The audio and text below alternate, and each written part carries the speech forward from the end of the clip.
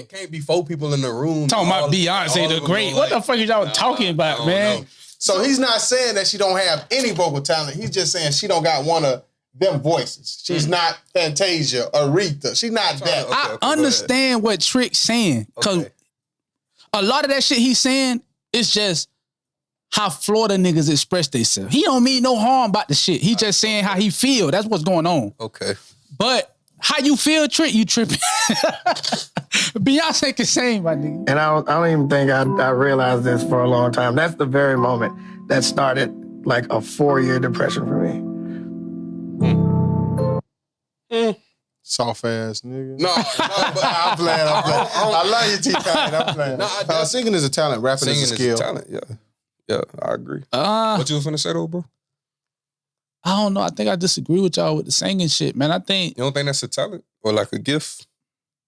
I mean, you can learn. Nah, you can technically learn.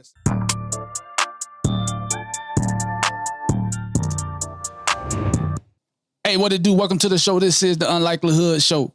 D, what episode this is? This episode 11. Julio Jones. This is episode 11. Yeah, that's Julio Jones. Yeah. Yes, sir, man. We back in this bit with another one, man. Trying to turn up for the what this is the summer kick off yet? Hell yeah. We in the end of June. We mid-summer right now. It started Sunday. I never knew. That's how okay, my bad. I never knew. He just correct me. He's technically speaking the season. Yeah. What you mean? The season of summer started on Sunday. Okay. That's what I was asking. Okay. You know, summer really started when school get out today. I just found out like 3 hours ago, no cap. Yes, sir. Yeah. Kick this bitch off, man, with a nice episode for y'all, man. Hey, I'm King Cut. Got the original D in this bitch. We got a guest in here with us today. We got Young Chriso. Yes, sir. Young Chriso in this bitch. Yes, sir. Yes, sir. Tell the people about yourself a bit, dog. Youngin Chriso 813 out of Tampa, Florida. Music producer. I done produced for Kodak, Rod Wave, LA the Gold, Road Boy, Dog. List goes on, like, you know. Hey, I'm just doing my thing, man. I'm just like, yeah, I don't be trying to brag and nothing. Like, a lot of people know me, I be humble with it, but like a lot of my homeboys, they be telling me like, man, you gotta talk your stuff. So yeah, for sure. As a producer, that's how you get that rank. Who you gonna work with? You know what I'm saying? Yeah, that's definitely. You gotta let it be known. You know, I got a little try with you work for that type of stuff, bro. Like you gotta be happy about that shit. But see, like the way it happened with me, I be feeling like I got lucky, but at the same time, wait, real quick. Why you feel like you got lucky, bro? Cause I play music, so I had something that a lot of producers didn't have, and that's why like I was able to work with certain people that like other people probably couldn't get to. Cause I started like making like keyboard videos on Instagram, and that's really like how I got into it, like just doing that, and then like other producers started seeing me like. Producers who work with Kodak and stuff and work with Rod Wave, so I was really co-producing and stuff. So damn, that's hard. Yeah. I can't remember who I heard. That's a little bit of luck.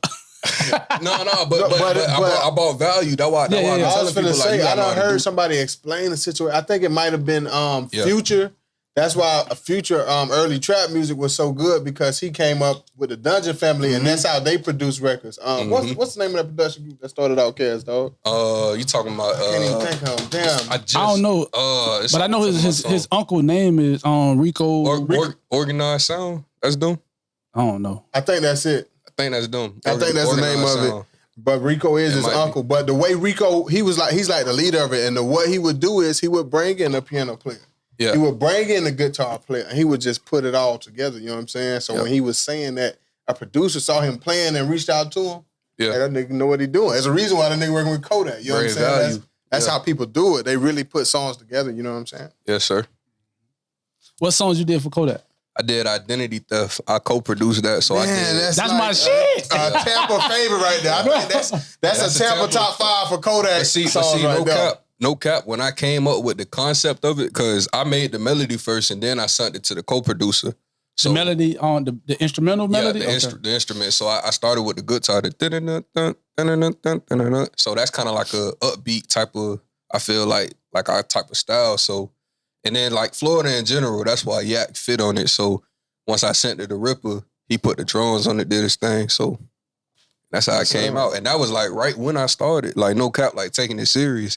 Because I was already producing, but I wasn't taking it serious. So Like right then and there, like really, I kind of got forced into it from the keyboard videos because I was just trying to get some attention, go viral, whatever, and that turned into like just me becoming like a producer. So yeah, okay, that's what's up, dog. Yes, sir. How was Father's Day for y'all, man? It was cool. It was cool for you. What happened? It was cool. I was just with pops. Yeah, spending time with him. Yeah, simple. Yeah. It can be simple. It can be simple sometimes. Just that simple. You know what I mean? That's what I mean by it. He appreciated it too, right? Yeah, and that's what I told him. I was like, I know, like, because he was like, because when you get older, you don't. Of course, you ain't like all up under your parents' skin no more. Mm-hmm. So like when you do come around, they appreciate that. Yeah. So that's what he told me. So I know it made him happy. So what's up with you, D? What you did for Father's Day? Sleep, dog. Yeah. My son's birthday is June 20th. My birthday is June 19th. So I spent June 19th, barbecuing in the sun at Roulette. I'll never do another outside birthday ever again. Chuck E. Cheese, here we come, bro. I ain't doing it no more, bro. You know what I'm saying? I ain't doing it no more. Yeah. That's it for the outside birthdays in the summer, dog. That's it. For my Father's Day, man, my kids was gone with their mom, and my girl had decided to take me out for Father's Day. But that shit ain't even go as planned at all, bro. No, I ain't expect that. Well, I thought you were about to say I had a good time. No, tell me, I meant to, bro. Like I wanted to. I meant to. That was the plan. So we get there, right? Well, I was already arguing with her before. We was already arguing before we left the house. Look, this is what happened. She set reservations, right, for 7:30. She started getting ready at 5. 7:30 comes, she still ain't ready. It was fine. I wasn't tripping. You know what I mean? And then I told her, I say, well, it's Father's Day. Every place gonna be packed already. Like everybody gonna have their daddies, grandfathers, and stepdaddies and shit out. You know what I mean? Yeah. So if we trying to find some place, it's gonna be hard. So you putting on them big ass heels, you're not gonna want to walk around with them. She thought I was saying that I don't want to go nowhere. No, I'm just prepping you for this shit. So we get into a little argument there. We suck it up. We go out. We just say, fuck it, let's go. It's Father's Day. Yeah. So we go out. We go to the bar, right? Everything cool, right? We chilling, watching the game. We order our food. It's taking a little while for us to get our food. The food finally come out. We both hungry. I take one little scoop of my food. Here she go. Let me get some. That shit pissed me off. Shit pissed me off. She didn't want to taste it though. Yeah, was I wrong for that? Because I was done. I was done the whole night. You had to be hungry. I was done. It wasn't even that though, bro. It wasn't even that. It's like, is it that serious that you got to taste my food? It like. Because like when I have an issue with you want to taste my food, you're gonna say, I just want to taste it. All right, if you just want to taste, is it that serious and not let me enjoy this? You saying it's a Father's Day? Let me enjoy this, bro. So you told her no, basically. No, I gave it a whole plate. Oh man, you weren't playing. I start asking for your food too, shit. Nigga. That's what I do. Okay, say look. Yeah, I'm tripping. This what you do when you get mad? Just make sure you return the same energy that she gave you. I'll come out the room right now and ask for some of that cup. Let me sip some of that yay. Yeah, take it. Was I tripping? Honestly, be real with me. I mean, honestly, you just got to know your partner. I don't feel like nobody is tripping. I feel like you got to know your partner. Me and my girl, I like to eat her shit. You eat her shit. That's why you saying that. You know what I'm saying? It's like that with me and my girl too. Yeah. Like, but I know it's certain shit that I get mad about, and it's certain shit that she get mad about that normal people don't. Like for example, with her, you said that normal people don't. Well, people wouldn't normally. I got you. Okay. Like with her, like pinching her, like she'll get the tears if you pinch her. Just playing around, like she don't like to be pinched. Then the last time I pinched her, she literally cried. She must have had a grandma that don't play. I don't know where it come from, but you know what I'm saying. So I know not to pinch her and be like, relax, I'm just playing. Like I wouldn't do that with her. So I just feel like I don't want to say you tripping. Like but that's how y'all rock. Okay, but look, but that's the thing though. This is the thing though. Like I would share with her. I don't feel like I share with her 9 times out of 10. I'll share with her my food.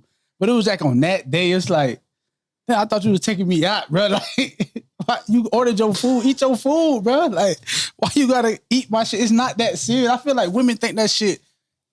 You're not obligated to our food, bro. Like, if we say no, hey, we just say no. But I feel like we be in a situation where when we say no, we lose. Like they start looking at us like we did something wrong. I'm on the other side of that. That's something most men go through, but I eat incredibly fast. So you don't have a chance to mess with my plate. I be on her plate. You know what I'm saying? Like, let me see what that tastes like. And she don't be wanting to give it to me, but she do. You know right. Yeah, she don't get a chance to touch my food. My shit be gone. All right, man. Let's get into some of these topics, man. Where y'all want to start at, man? Young Chriso, you the guest. Where you want to start at? Anything you want to talk about that's been going on lately? Can we talk about Tampa? Go ahead. We can talk about Tampa. Just like I feel like we at a good spot right now as far as like the rappers. You know, I don't think nobody got who the last person that got signed. 290, I think. 290 got signed? Yeah, he got signed to one of the Meat Mill people. 290 hard, but I didn't know that. He locked up, ain't he? Yeah, he been locked up for a minute. Free him, ASAP. But yeah, everybody just doing their thing. I feel like I told you, like I feel like once the rappers started getting signed, it inspired more people to come out their shell. Cause that's when I started finding out more about like your K Roofs and people who like kind of like been grinding. And I feel like that like stepped them up, like just seeing like, okay, people really doing it. So let me step my game up. So, you know, I'm proud of everybody, bro. Like the rappers and stuff. People know I show love. So, you know, I let it be known. Like, shout out to the whole Tampa, like just period. We gotta start there. That's the city. So yeah, but besides that, you know, I hope everybody just stay safe, definitely. Like with everything that's going on, you know, I ain't gonna talk down on the city because, you know, it's danger everywhere. You know, it's hoods everywhere. It's, you know, beef among ourselves, not even just in Tampa. So I ain't gonna point out Tampa like we the worst. Even though Tampa did mess up Wildwood Father's Day. Yeah. Crazy. Yeah, that was crazy, man. That was crazy, man. That was crazy. That was a crazy situation. Like that video, like just, I was blown. Like, I like made like a loud noise. My brother was like, man, what's up? I know you just seen something crazy. I was like, man, look at this video. I thought Shorty in the middle of the street was dead. Oh, yeah. But I seen another video where they got to her and they was helping her. She was moving. And obviously only one person ended up dying. So she unfortunately, yeah. Unfortunately, yeah. Damn. R.I.P. Pool. Yeah, for real. But back to what you were saying about the Tampa City music scene, right? Yes, sir. Who you feeling the most on you personally? Like, the most. The most. I ain't gonna lie, I like Mini Me. I don't know if y'all heard of him. Mm-hmm. For sure. That Mini Me hard. I've been listening to him a lot lately. I've been listening to him, but like, you know, he just had dropped something new, so I've been on him. Of course, Roadwood, that's a little bro. You know, I'll be on him. Really everybody, like anybody that's doing their thing, but like Do the last album hard. Mm-hmm. Tay Babe, all them boys, Tom G, everybody. Like, everybody doing their thing. K Roof, I respect K Roof hustle. Right. Like, right. I feel like you don't even gotta like necessarily like her music, but you'll be hating if you don't respect her hustle. Right. Like, you'll just be like crazy, like, cause I'm gonna say something about the city. Yeah. This nigga had the hardest album the last fiscal year. Okay, I don't know what that really means, but they be saying it in business. The last fiscal year, dog, that nigga Swaver Ty had the hardest album. Oh, that shit was hard, though. Yeah. No bias, obviously. That all these hard. niggas, we doing interviews with all these niggas and rappers got deals. I'm saying Swaver Ty had the hardest album. I heard from a nigga from Tampa, like as a complete project. Yeah, There's been a couple niggas who had harder songs, but I'm talking about from a vibe from beginning to end and I don't skip. That nigga Swaver Ty was on that Playboy shit, man. I fuck with that. Shout out Ty, man. I feel like, but you know what's crazy though? I don't feel like it's a lot of people in the city who be like dropping albums. I feel like we like a mixtape, single type of city. True enough, like, true enough. I think that's majority of like what music is now though. Anyway, true what I mean? That too. People just dropping shit so fast, like just seeing what catch. Oh, this working. All right, let's shoot a video for it. But see, that come with structure. Like I feel like once like more labels start coming out the city, like more managers, more people that really like know the game. Because a lot of times people don't drop albums too, because they really don't be knowing how to. Yeah. Like all they really know is like, I'm gonna make a song, drop it, make another song, drop it. Yeah, like with us, Bridge, doing interviews on Bridging the Rap with our season 2, like being closer and more involved with artists and shit like that. I'm noticing like a lot of people don't know, like they just rapping. They got the ability and shit like that, but they don't know the other side of it. You know what I mean? Facts. And a lot of that shit come from like, I think people. I don't know. I don't want to say that. I don't want to say it. I ain't gonna say it. But yeah, I think that's one thing that's hindering a lot of people. You for to say people slow? No. I want for to say people slow. I'm messing with you. People don't respect that side. I don't think they understand that side. Like how important it is. Okay. Like people, like there's people out here who got 5 shit right now. If you start putting shit in place, that shit'll get like that shit. Yeah, it don't went this far, but if you start putting shit in place, that shit'll shoot over there. Yeah, you get what I'm saying? So, but they and another thing too, people just be cool with it doing that. Yeah, they fucking with it in the hood. You know what I mean? They be cool with it. Yeah. And then like a lot of people like been sitting on songs for years. I'm talking about like hard songs, like hard songs that should have been out. Like I ain't gonna say no names, but just it's a lot of you don't want to single nobody out. We probably don't know one of the ones you talking about. Yeah, we heard a lot of good songs. A whole bunch of unreleased music that just ain't out. Nigga played us some songs about 10 minutes. You know what I'm saying? I thought this nigga was gonna have a Grammy right now. Longer than that. Yeah, probably about 20 minutes. Nigga was just playing shit. I believe it, man. Really. He ain't dropped none of it yet. Yeah, y'all know not to get. I don't think it's all topic, but y'all know DQ4E Keys. Mm-hmm. Yeah. I feel like he real good too, like as an artist. But I feel like he just gotta.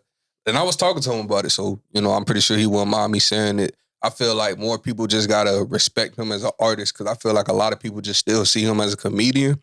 But if you really like listen to like the songs he got, he's actually a really, really good artist. Like, he is. He good. Like for real. Like he good. He got an attitude. Yeah. He good. And he know how to make songs that people like. That's what I like about it. Yeah. Like he's definitely an artist. Yeah, for real. You know what I like to see? You know what I like to see him do though? Yeah. Like, I've seen a lot of YouTube channels, right, where they do like these like sketch, like sitcoms, like the videos be like 7-8 minutes long. Okay, yeah. You know what I'm saying? I think he'd be good, like if he do that with his family. I like because like he got his brother, his girl. I think DC on Fly used to do that, and then no, not Desi Bank. It's the other nigga. He be saying like to the max. You know that dude? I can't even think right now. I forgot the nigga name, but he do those type of videos, and they do well on YouTube. I believe it, yeah. And I think that his family do good with that shit. He got his girl, he got his brother. Yeah, they all off the chain. Daughter. Yeah, even the daughter. They that's money right there. They get a show, it's over. Shout out that nigga, man. For real. And he's super cool dude too. Super cool. Down to earth. Yeah, for real. But yeah, man, so anything else you want to add to that before we move on? No, that's it. Everybody just keep doing their thing. Like Tampa people, even like, y'all, any other media people. Yeah. Shout out to all the media outlets, man. You know what I mean? We can link up anytime, bro. Anytime we can link up, you know what I mean? Yeah. If we ain't hit you yet, we probably gonna hit you in a little bit. Oh, y'all cool though, like from like y'all, City Speaks, Worm, like all y'all cool. Like we got something set up with Worm too. Worm supposed to come on soon too. For sure. Yeah, that's my boy. Yeah. Worm. No cap, yeah. All right, so let's get into these topics, man. Let's pop it off right, dog. Let's not even play with it, man. Trick. Let's get to it, dog. Let's get to it, dog. Like they on my boy head right now, dog. The legendary.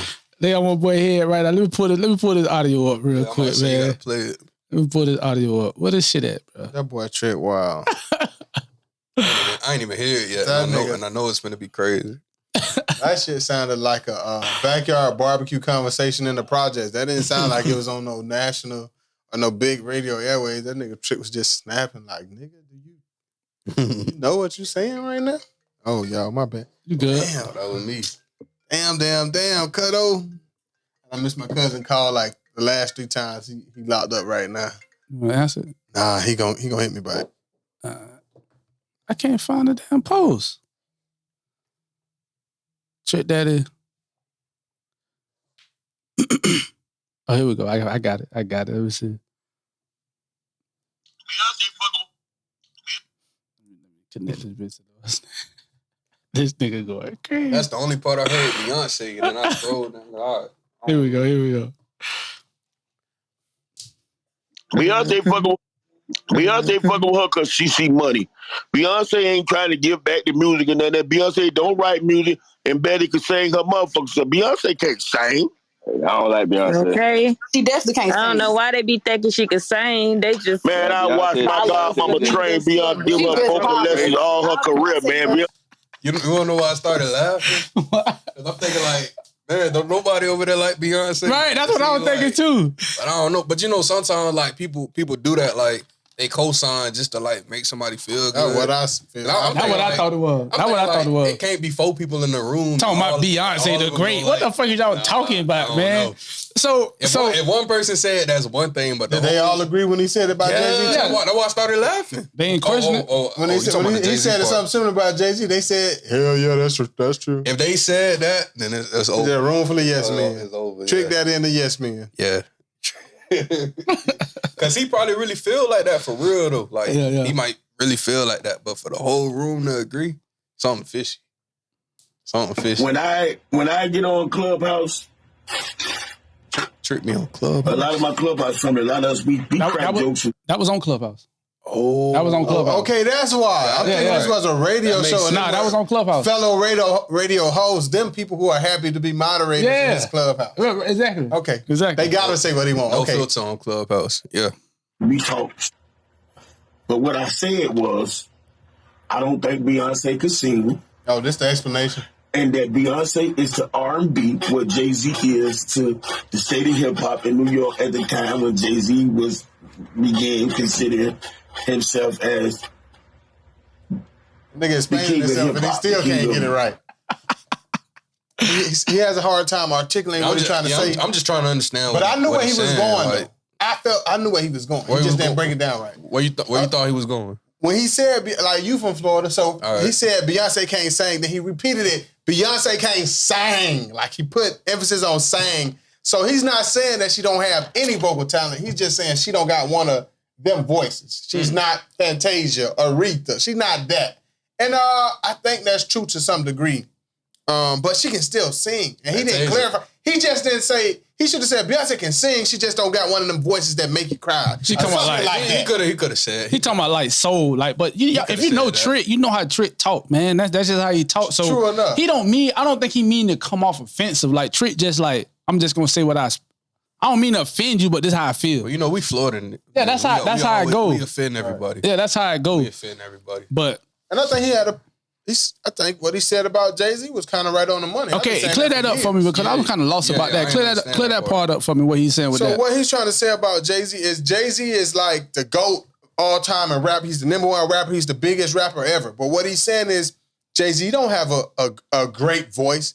Jay-Z's not. I mean, he's lyrical, but he's not fucking Nas or J. Cole. He's not that lyrical. And Jay-Z got good songs, but he don't have the best songs ever. So what he's saying is Jay-Z being from New York in a time where there's nobody else from New York added to him. But it's hard to explain how that gave him a boost when he's already ranked high on his own. You know what I'm saying?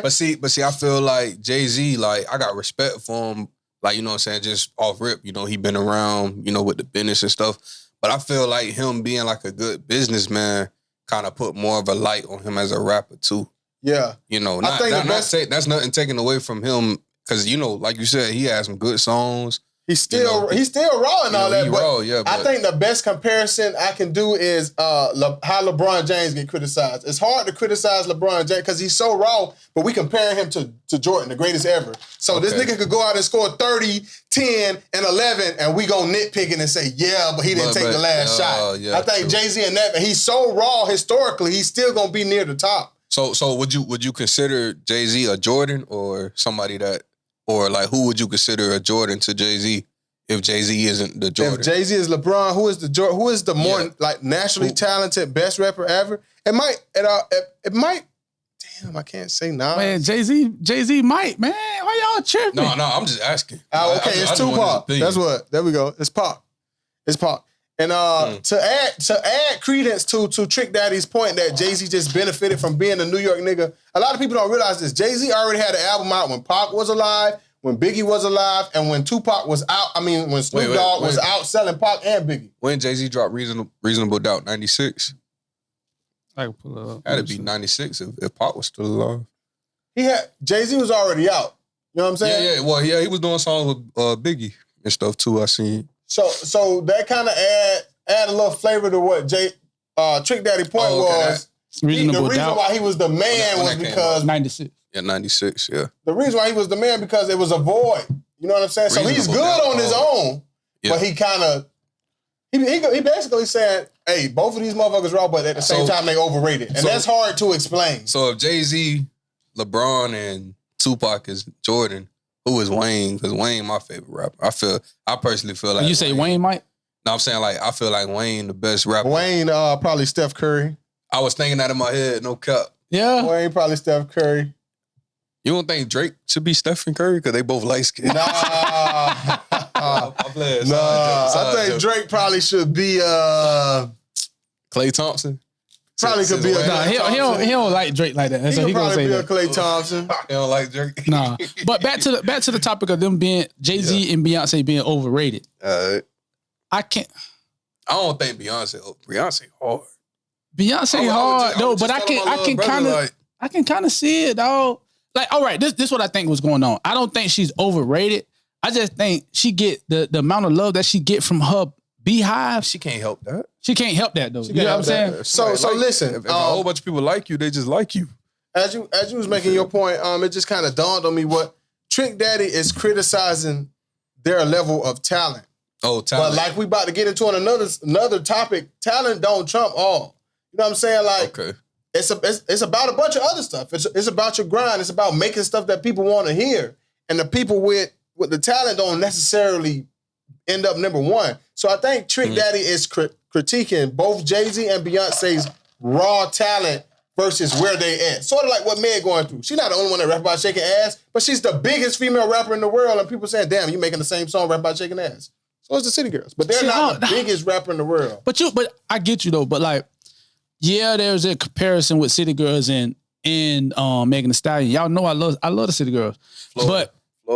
Megan Thee Stallion rap better than them. Like, hands down. We know that for a fact. Better than JT? I don't know that, bro. No? I don't know that. You don't think so? Megan, you know I don't like Megan Thee Stallion diction and flow. I like JT. I feel like JT like she. Y'all don't think Megan rap better than them? Not better than JT. JT is, I feel like that's definitely a... I'm so Florida. I ain't finna. It ain't even just a Florida for me. Meg have a hard time staying on beat. Does Cardi B rap better than City Girls? Cardi B don't write most of her stuff. Wait a minute. Hold on. We got to break this down. Cardi B don't rap better than City Girls? I feel like Cardi B has gotten better as far as like her delivery. Like when she dropped Up, I ain't gonna lie. If I'm being honest, Up was the first song that I actually liked and WAP. Like I feel like her voice sonically, I hope I'm saying that right. And not to cut you off, I'm gonna let you finish this point, but you said her delivery and you mentioned WAP, and that's my problem with Meg. You see how she had Cardi B laid out the floor for WAP and Meg jump on that bitch out of left field. Through that bitch. Bro, that shit did not fit. That's why I don't like Meg that much as a rapper. So that's why when you said she's better than JT, I was like, hold on. But go ahead, bro. No, I was just saying that like Cardi, she grew. Like at first, I ain't gonna lie, I used to feel like sometimes like her voice didn't really like match the beat and stuff. Like, you know, I'm a producer, so I be thinking about I'm a producer like too, nigga. Cardi always been hard, nigga. Cardi always been hard. No, like as far as like respect, like I ain't no hater. Cardi been one of my best. I called her a trap rapper. I feel like she was one of the first girls that rapping on trap beats. I feel like she got better though. And see, I ain't. You probably spent time with Cardi like when she was with the mixtapes and stuff too. No, I didn't. I ain't start paying attention to Cardi since Bodak Yellow. Okay. So you like that album that she had dropped? Okay. She snapped on that intro. She did her thing, bro. I ain't even gonna cap. She snapped on that intro. And y'all don't think she rap better than the City Girls? I fuck with the City Girls, bro. I love the way JT rap. I feel like it's like you heard JT first day out. I feel like she slid. Like I feel like she it was straight. It was straight. I feel like she just got like a good delivery. Like I feel like Miami, like she getting better. Like at first, I feel like Miami was still like learning her pocket, but like as she keep going, like both of them really like. Yeah. If you listen to their first songs compared to now, like you see the growth, and that's what it's supposed to be. It's supposed to be growth. So. I was fucking with that first album. I liked that first album the girls had. What you was making a point? Well, I was making a point. Yeah. We don't went up against it. I was making a point about how people are saying that they not that good to be like where they at. What they people trying to downplay the City Girls success? No, Jay-Z and Beyonce. We was talking about that. They were talking about how they not that. I think that's his point, bro. They natural God-given talent don't explain where they at. But if you look at how they move, everything else explains why they at where they at. Find somebody on earth who could shake their ass and sing as smooth as Beyonce right now. That's what I'm saying. Like, but I know, and you just said like we get your point with the singing part, but like this is him talking about singing. He not talking about she not as talented as she is. Okay, he's talking about singing. Straight singing. He's talking about singing. Beyonce can sing, bro. No doubt. Beyonce can sing with the best of them. What is he talking about? She got a good voice. Beyonce can sing with the best of them. What is he talking about? See, that's probably why you said like he probably like meant to say like she didn't. Can't like make you cry. I'm pretty sure she makes some people cry. For sure. Rod Wave make a bitch cry. He stay on one tune. It's just about that famous celebrity behind it. You know what I'm saying? So I know people don't cry to Beyonce. That boosted up. That's why I said like Jay-Z, like as he kept going, like he started getting like way more respected too, like just as a businessman too. And the businessman mixed with the rapper, it kind of like creates a whole nother like I feel like you feel me? So but I kind of don't like when y'all say that because it kind of like him doing that, y'all kind of using it as a way to like to take points away from him. I wouldn't say take points away, but I feel like it's definitely a boost. Like imagine like I'm take points away from his rapping side of his career. I feel like that's what's going on. Jay-Z can rap with the best of them. We're not finna do that with the best of them. Don't say he can. Don't say he can rap. He can rap with the best of them, bro. He can rap with the best of them. What are y'all talking about, bro? I ain't never saying he couldn't rap, but I was just saying like I feel like the business helped his fame. You feel me? Like he can rap better than the niggas that came after Pac and Biggie died. But he was here when Pac and Biggie and Snoop Dogg was running the charts, and he wasn't rapping with the best of them. He was in the background with the leftover niggas. He didn't get to the front till them niggas died. It's no debate. Okay, so what? You talking about two legends, bro? Okay, so what? He can rap with the best of them. He can. So you don't think he can rap on a level right beneath the best of them? Man, no, cut it out, bro. No, what's that one song that him and Biggie did? I don't know that one. Oh no, bro. I'm a South nigga, bro. Okay, say I just be doing my homework sometimes. Nah, you good. But they done did some songs together, him and Biggie. That's hard. They done, they sounded good together. Come on, man. Like when Biggie was alive, them boys weren't on the same level. Okay, look, I'm trying to split this. I'm trying to split it up. All right, I'm trying to. I understand what Trick's saying because a lot of that shit he's saying is just how Florida niggas express themselves. He don't mean no harm about the shit. He just saying how he feel. That's what's going on. Okay. But how you feel, Trick, you tripping. Beyonce can sing, my nigga. You tripping. Like, he don't deserve all this shit. Y'all going to the man restaurant, giving him 0 star reviews. He don't mean no harm. He just saying how he feel about Beyonce. It's his opinion. The Beyonce fans. Yeah, he tripping. Crazy, but that's what I'm saying. His mind, he don't even know what he doing. He just saying, I don't think Beyonce can sing. But he's saying it in a Florida nigga way. Man, she can't sing, bro. He just got to have more game than that and understand the industry he in. He could close some doors just by talking shit for no apparent reason, dog. But Trick, like, he ain't really, like, doing music no more. So it's like... Yeah, he on the radio, though. If he want to take that to the next step, I know Beyonce could be like, nah. Beyonce got 106 & Park pulled off the air, bro. Y'all remember that? Okay. She got that shit snatched up. They made a joke about her baby hair, and that shit was off the air that week, bro. That's how 106 & Park ended, bro. That much pool. And he's just up there talking about them for no apparent reason. You know what this remind me of, bro? The shit that happened on Vlad TV with the nigga Ari Spears, where he got up there, unprovoked, talked about Key and Peele. Oh yeah, what happened? He talked about how the black people didn't pick them, white people like them. They both have white wives, right? He did unprovoked, like he's just talking about this shit. And after that Vlad interview, this motherfucker has to go to an audition. Get Out came out after the interview, so he go to audition. Guess who he got audition for? Jordan Peele and 4 white guys. And you just, you know what I'm saying? Like, of course he didn't get the fucking part. It's just like, some shit you just shouldn't say, especially when it's unprovoked. You feel me? I agree. Some That's stuff. unprovoked criticism of people who wear. You see Trina shared Beyonce and put Queen because she know, like, if I'm trying to make some moves in this broadcasting industry, now that my rap career over, that ain't a bridge I want to burn. That ain't an enemy I want to have. You know what I'm saying? Yeah. But see, that probably was just Trick. That probably wasn't even nobody else. Like, and I really don't think he got the etiquette to take it nowhere else. So you right about it just being Trick, you know. Yeah, that probably was just his real personal opinion. Yeah. When 99 Jam's done with his ass, his radio career over. I don't I can see Trina trying to stick with it and become a radio person like Angie Martinez. But yeah. They doing their thing though. Like besides the whole thing, they legends in Florida for sure. Yeah, Trick about to get them pulled off the air. Trick Daddy for sure a legend in Florida though. Right. Hey, man, had a discussion about the Florida Mount Rushmore. All right. Oh, y'all want to start that? Let's get into that then. Let's get into that then. I'm gonna make it quick. These niggas want to bust it down. Let's get into that real quick. Cause we got Young Chriso here. A Tampa and a Florida producer. We can have this is a perfect time to have that conversation. I feel like All right, so y'all know that all the Rushmores came out. I mean, it started with the 2010 Rushmore of rap. You know what I mean? With the Drake, with the Kendrick Lamar and the J. Cole with the missing face, trying to have it people fill it in. And a lot of people done started all kind of shit. I seen a Detroit one. I seen a Atlanta. I seen an Atlanta one. I seen all kind of like Mount Rushmores and shit like that. So D came up with the idea like, what about Florida? Like, what you think about the Florida Mount Rushmore? Going first. Oh man, dog. I got my 4 ready. D, go ahead. D, you got yours ready. Go ahead. All right. Uncle Luke. Fair. Trick Daddy. Rick Ross.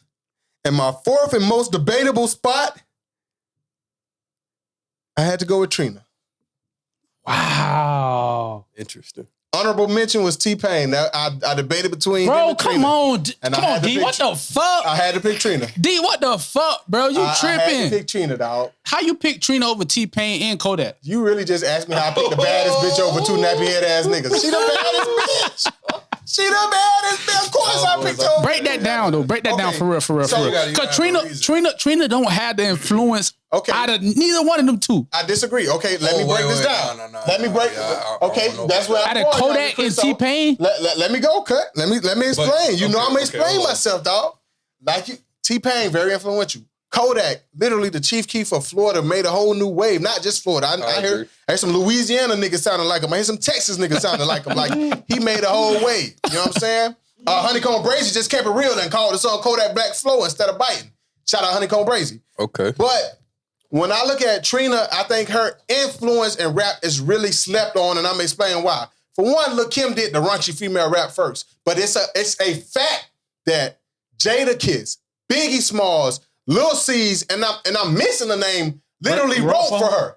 So she's not giving you that energy from a female perspective. When Trina came out and jumped on You Don't Know Nan Ho, that was a female who wrote her own verse. And I ain't saying Lil' Kim can't rap and don't write shit. And I'm not saying she don't deserve her spot. I'm explaining why Trina got that influence over these young girls, over these new city girls today. Are you putting a girl there just because the sake of? I think a female should be there. I think a female has to be there, but it's not just because she's a female. It's because of the influence she has on today's rap, and a lot of these females are little Trinas. You know what I can say? You might can put her in a female rap Rushmore. I feel like more so than just a Florida by itself.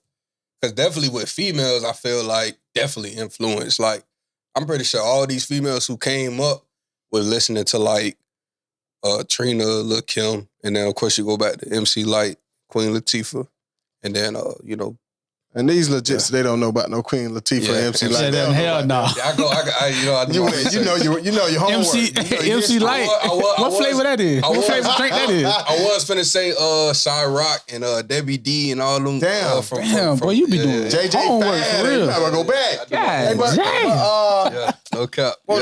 So listen, if you look at what Meg is doing with her new song that's not really catching no traction because ain't no TikTok dance for it. Stop shit. What she said, I'm taking the word back. The same thing Amber Rose did with the slut walk. I'm taking this word back from you men and you can't shame her. Trina did that in 1999, bro.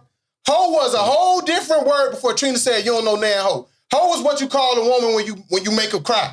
Hoe was slut. Hoe was skank. Hoe was all that. Trina said you don't know Nan Ho, and now it's like regular hip hop vernacular. You know what I'm saying? That's why I would personally put her like in a female Rushmore period. Like for that. The influence is real, I'm just bro. trying to. How many female rappers today sounding like MC Lyte? I just want to hear y'all say y'all put her in the Mount Rushmore. I mean, in the Rushmore female rap for making Ho okay. I just want to hear y'all say that. Just I just want to hear y'all say that. No, for not making it okay, for taking the word back, and you can't clown us for that because that's what I'm not. I just want to hear. That's what Megan is doing. I'm taking words back. I'm saying for influence. I feel like she influenced like any. I feel like. Okay, it's debatable between her and Kim. Any female that be like talking nasty and like talking like she that they that wasn't Kim. Kim wasn't. Kim didn't start that. But we talking about Florida? I get it. That's why I say debatable. Was Kim before Trina? Yes. Yeah. Yes, but like I said, she wasn't writing that shit, and she was a whole that's why Kim is idea created by Puffy and all them. Like it was like she was rapping on her own, but. That slutty shit, that extra raunchy shit, that rap about putting my lips to the dick and shit, like that was all a contrived team effort. in the lane that she thrived in and created and helped bring about the Nicki Minaj's of the world. That's why she got to be on the Rushmore of the female rappers. I ain't seen nobody do like a I'm not saying Trina go above her, but I'm just saying Trina's influence definitely comes influential. That's all I'm saying. Look at the city girls, even like some of the stuff Megan be saying, Cardi B, even Nicki. Like some of the stuff they be saying, like I feel like that's Trina influenced. Like even like the dudes know, like Trina was. Come on, man. Everybody wanted a piece of Trina probably back in the day. Man, what's your Rushmore? Huh? What's yours? Oh, I'm next. I'm cool with the rest of them. Luke, Rick Ross, and Trick Daddy. Okay, I don't know about Trick Daddy. I say for Florida, you definitely got to put Luke. Mm-hmm. But see, okay. Just run them down real quick. Just run them down. Okay, Luke, Rick Ross, Kodak. My last one, I don't know. I might have to say T-Pain. I fuck with that list. Yeah, that's. I feel like that's a solid because really, if we think about it, I feel like Luke. Really, if we want to be technical, I feel like Ross can fall under Luke and Trick. So it could really be like a Rushmore with like people like under it. You feel me? Like with people like, you feel me? So I don't know. I be thinking like that too. Like, cause I feel like Luke inspired like Florida.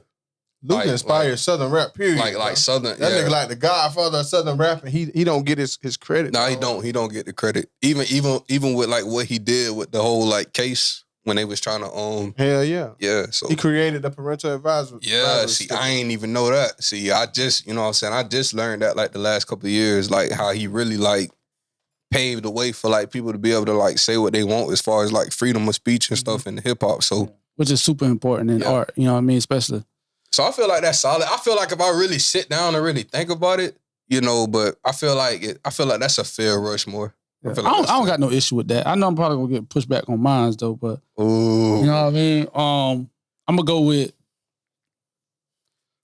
with Kodak. Got to. I'm gonna go with T-Pain. I'm gonna skip Trick Daddy. I'm gonna put Plies there, and then I'm gonna go with I say Rick Ross. That's mine. And that whole Plies, Trick Daddy, Rick Ross. You tripping? Like everybody you know don't even deserve to be up there. You said Ross.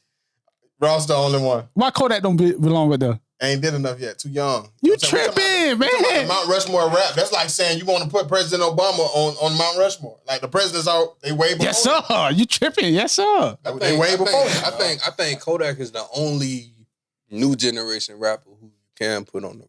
Yeah, on the Florida rap Rushmore, man, you got to, bro. I ain't talking about what he just did in Florida, man. I'm just talking about the man influence, bro. See, I ain't gonna lie. I like Plies. Trust me, I love Plies. I know I'm gonna get pushed back on Plies. But Plies versus Trick Daddy anytime. I'm beating niggas every time, dog. Because y'all putting Trick Daddy versus Plies versus Trick Daddy. Plies will smoke that nigga. Well, you know I'm gonna say Plies because you know Plies gonna smoke that nigga. I'm 23. Yeah. So I ain't finna put Trick Daddy over Plies. I'm gonna say Trick Daddy. Trick Daddy killed Plies' whole career with one line. Wait a minute. I want to buy me a Benz, but I'm 50 grand shop. You know what I'm saying? Listen, it ain't just a music why I pick Trick Daddy over Plies. It's just that Trick Daddy had to pave a way for a Florida nigga. Uncle Luke had party music. It's totally different. When you make party music, your image does not matter. You understand what I'm saying? Like, Trick Daddy, who else had a mouth full of fucking goals? You understand what I'm saying? Plies. Oh, was talking before? Okay. Yes. Plies was able to because of Trick Daddy. You giving me points to why Plies ass need to get snatched down. No, hell no. We talking, that's one thing, bro. You talking about gold teeth, bro. Keep going. You talking about gold teeth, bro. You know okay. Florida music in rap form. Like, again, Uncle Luke made party music. Nobody had ever heard a Florida nigga spit. Nobody had ever Florida nigga get on a track and talk about the trials and tribulations of a neighborhood like JT Money, Trick. JT Money did come before, I think, Poison Clan. Before. But he just didn't. He didn't get on Trick level. Yeah, he didn't get on that level. He didn't get on Trick level. Shout out to JT Money. Definitely a legend in Florida. Jam Pony Express. Yeah, but I just feel like Trick Daddy kicked a lot of doors down. Like, I feel like you can honestly say Plies probably wouldn't have been doing what he was doing if Trick Daddy didn't have his career at first. Yeah. I think he paved the way for like street music in Florida too. But I say like mainstream wise, because you know, I was talking to my little brother about this with like the trap music. I feel like a lot of people say T.I. started it. Maybe he made it. Maybe he started it in the mainstream level. Because I'm pretty sure it was somebody else rapping about trapping. As far as rapping about it, but they just might not have had that spotlight. But he might have been the first one to get that spotlight. Because I be watching like Shawty Red interviews and like DJ Toomp interviews, like just like the trap producers from back then. Yeah. And they be like having their own opinions of who started trap music and stuff like that. But I think like when it comes to the mainstream world, they give T.I. that credit. Like, okay, you started trap music. Your album was named Trap Music. Right, he created a term. I think that's where his credit comes in. Yeah, so I feel like didn't exist before him. So I feel like in Florida, it could have very well been somebody who was rapping about the streets before Trick, but nobody knew about him. So but that's a point. That's a fair point. But if you don't kick the doors down and make the path, it don't matter if you did it first. You know what I'm saying? Like the nigga who went through everything and laid the path and made okay, Plies nigga gotta go. He must be a Florida nigga. Okay. Check him out. I like the way Trick Daddy was vibing back in the day. So you just feel like Trick was the first street rapper to kick down the door in Florida.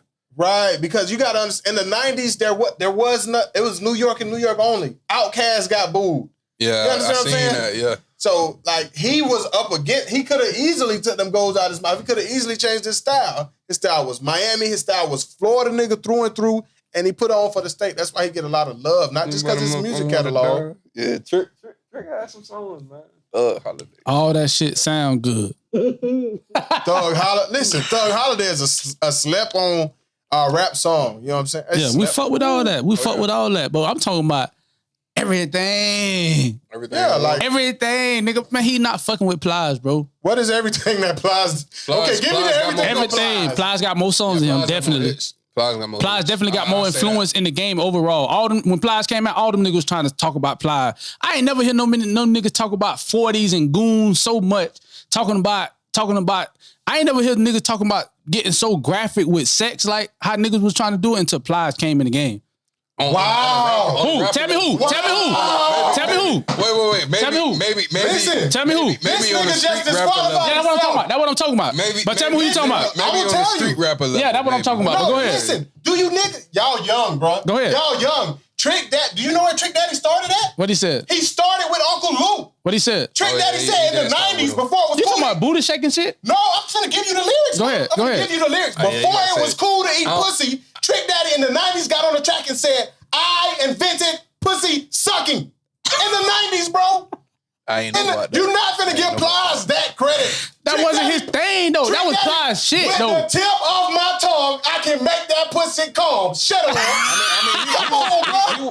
He was on You're that not hoe. finna play with Trick Daddy like that. He was on that hoe, you know. Yeah. You're not finna play with Trick Daddy like that. What I'm saying, okay, look, dog, even if he was doing that, and that's probably where Plies get the shit from, even though, I don't know. I ain't gonna lie, I was thinking that in my head, though, like to really pick somebody's brain, you'll really have to see like their influence. Yeah. That's one of the hardest lyrics of all time. If Plies say it, oh yeah, Trick, I was jamming him. And you might have to get. But still, though, man, like that's like saying Terrell Owens ain't better than Jerry Rice because Jerry Rice played before him. Terrell Owens ain't better than Jerry Rice. But you know what I mean though? Like if you okay, like age groups, let's talk about that. If somebody like was around with Jordan and actually seen the live games of when it first came on compared to us going back and watching it, it's different. That's a different experience. They gonna feel like Jordan the GOAT, and we gonna feel like somebody else probably the GOAT. Yeah, it's all because that nostalgia play a big part in that shit. Yeah, you know what I mean? No cap. Yeah, but just like if you ask the Jits who the best rapper is, they probably ain't finna say Lil So Wayne. to that point, I will say that as a rapper and musically, I like Kodak better than Trick Daddy. Musically, but I don't think Plies is that far ahead of him to where you want to put Plies on Mount Rushmore. Like this is me, musically speaking. Me. Oh, this me, the nigga who produced for Plies and recorded for Plies. I'm biased as a motherfucker. All right, I'm glad you kept it real. I ain't biased. But look, that's what I'm doing with it. That's my shit. I think my shit's stronger than yours though, D. And T-Pain, y'all. Why T-Pain ain't on your shit? Because I battled between him and Trina, and ultimately I just feel like as far as Florida impact, this is the Florida Mount Rushmore. This is the Florida Mount Rushmore. So I feel like as far as Florida impact, Trina is more Florida than T-Pain. T-Pain had a bigger impact on the overall game and music. I feel like you saying that she's more Florida because T-Pain's sound, I feel like, was universal. I'm not saying that other people ain't listen to Trina, but I feel like her style, like she rap for Florida people. She's a Florida girl, in reality. But, you know, if it reach. You know, it's a lot of niggas that just make, a lot of people, period, that just make songs for their city and they hood and then just spread abroad. Yeah. But their intentions wanting to make music for the whole world, or like they were just doing something for their homeboys or homegirls in their city. And the world just happened to catch on, like Lil Jon. They was making songs for they functions and stuff. And look at him, bro. He pop. Like he went pop. Yeah. With the whole like turn down for what and all that. Like, I definitely respect T-Pain and everything he did. Yeah, for sure. We talking about T-Pain, we might as well get into that. Was he I don't know. Was him or Kanye the first out of the new generation of rappers to get like heavy in the auto-tune? Was it him or was it Kanye said that T-Pain like okay, so it was T-Pain with the new generation. Yeah. So I feel like you gotta put him up there because everybody uses auto-tune now. Yeah. Usher also said it was T-Pain. Let's get into it. That was a slick. That was a slick way to slide in there. Yeah. Let me see where we at, dog. Man, that's crazy when you think about it. Like everybody use auto-tune. Like people favorite rappers. Yeah. Young Boy, all of them. That shit basically. It's the sound. Like, bro, Future, everybody.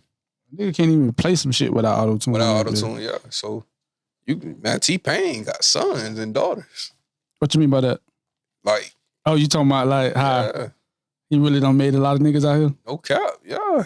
If you think about it, if he was the first out of this new generation, because you had like Zapp and Roger, with the computer love and stuff, and you might have had like a couple more people that was doing like the talk box, but then that's what I want to know. Who in between Zapp and Roger and T-Pain used it? Because I didn't know that it went away so starkly that everybody just blamed T-Pain for it, like he created it. Well,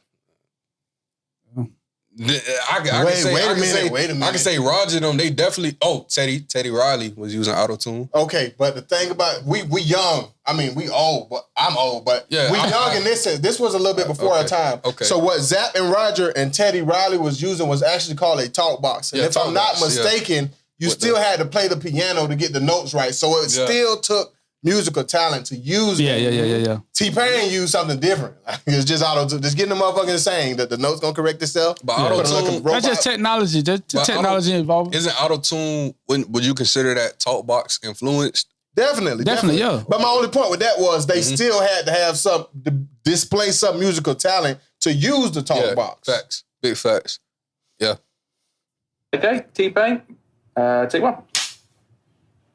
I heard a story about you and Usher on an airplane. I'm in the deep side. Damn, they triggered my boy. We was actually going to the 2013 BET Awards. Wow. And we were all in first class. And I went to sleep. I was awakened by the flight attendant. She said, Usher would like to talk to you in the back. So I got up and went back, and it was like, how's everything going? Quick, small talk, no big deal. And he was like, man, I want to tell you something, man. I was like, what's good? I thought he was about to tell me something real. He sounded real concerned. He was like, man, you kind of fucked up music. I didn't understand. How y'all see that shit, man? I don't know. Now that he told the whole story. Hold on, I got the second part. Let me play the second part. Go ahead. Yes, sir. Usher was my friend. He was like, nah, man, you really fucked up music for real singers. That's what I was gonna say. Literally at that point, I couldn't listen. Is he right? Did I fuck this up? Did I fuck up music? And that is the very moment, and I don't even think I realized this for a long time. That's the very moment that started like a 4-year depression for me. Soft ass nigga. No, but I'm playing. I love you, T-Pain. I'm playing. No, I don't agree with the whole, like, I don't think that was, everybody different, though. You know, we all humans. We all have different ways to deal with situations. I personally don't feel like that was a reason to go into depression. But now that he told the story, and while he was talking, I'm thinking like, okay, Usher probably meant like, okay, I'm a singer. We know Usher like that when it comes to singing. So he probably feeling like, man, like, I was running it, but now we got this thing that people don't really got to know how to sing, and really they could just make a good song. Bump knowing how to sing, they could just make a good song, catchy, which happens. Look at all the people that have made good songs with auto-tune that can't sing, but they made a good song, and some people that even know how to sing to it. Is that a good thing or a bad thing? Because I think Usher just really talking about what he talking about, what he got to go through. Because as consumers, that's a good thing for us. You know what I mean? More songs that we can enjoy. Okay. But now he got to work harder because he done grew up all his life being the only one that can sing that the way he can sing. Now he got a competition with the auto-tune. Which, I mean, like, the fans and stuff and the music heads, I'm pretty sure they're going to respect. Like, me personally, I'm going to respect a real singer more than somebody that's singing. Yeah, but what you bumping when you sliding over here? What you bumping? $12. No, I ain't gonna cap. I do listen to a lot of rappers that use auto-tune. Like I told you, I was on the way here, I was listening to Mini-Me. Yeah. You know what I'm saying? He got like, but see, even with the auto-tune, you still gotta know how to do some type of harmonizing, but you don't gotta like be blowing. Yeah, because I hear people say that all the time. And I had a shortly failed rap career, and I was singing my ass off on auto-tune, and I can't sing. So I just disagree with that. Like, you can. So they're saying that, right? Because if you got the auto-tune on and you use it, you can still sound bad. But you're recording a song, and the way it comes out on the software, the engineer literally just gonna move the note to where it's supposed to go. So literally anybody can use that. Yeah, shit, they got that too. Like they got it to where like some people like, you know, Lil Durk, Lil Baby, they could just like, they done mastered it. So they know how to like sing to the point where and they can correct it to where they don't gotta move the notes.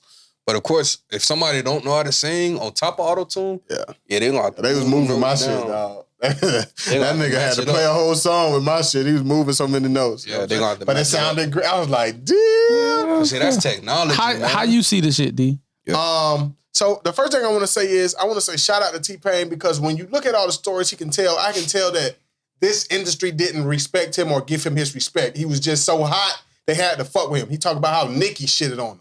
Usher, Travis fucking Scott puss ass. Like, shout out to this Florida legend, dog, who literally had to take his respect, dog, because, you know what I'm saying? And he talked about his depression. I know a part of that depression was when he didn't have them hits no more, them same people that was in his face trying to get a song didn't fuck with him at all. He spoke on that too. So I just want to say shout out to T-Pain, dog. You deserve your flowers. These niggas was haters. He definitely deserves his flowers. Yeah. Usher ain't told no lie. Usher said you're fucking up music for real singers. Oh, okay. If you talking about that sentence, I got you. He didn't tell no lie. Where is R&B at now since T-Pain? It's coming back. It's coming back though. But that shit been coming back for about 5 years. But I'm just saying though, I don't even want to talk about the comeback, but I'm just saying, where is it at now since T-Pain made it possible for everybody to sing and harmonize and do their own shit? But see, I got an argument with that. R&B basically died. But but check this out. Most real quick. Auto-tune do play a part into R&B dying, but R&B was a one-trick pony. That's part of it too. Like every song was about it's about being in love or getting cheated on, sex. That's I used to say that as a kid, and then this African guy came along and he said, "Steady trying to find a motive. Why do what? That's what they doing nowadays, though. That's what they doing now. He wasn't using auto-tune on there, was he? Shit. Akon definitely used auto-tune. He probably used some pitch correction. I ain't hear no computer in there. He probably used a little pitch correction. What was your point? He didn't use it like heavily. What was your point? I was finna say, like, if you think about it, you know, trap music took over. So trap music the hardest genre. Yeah. Hands down. Statistically. But hip-hop. Along with trap music came what? Niggas harmonizing on auto-tune. I don't need to call you Usher because I'm Future and I can say I'm on that good cushion alcohol. But check this out though. What genre is that you just sung?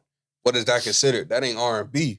So really, I feel like auto-tune is a hip-hop based element.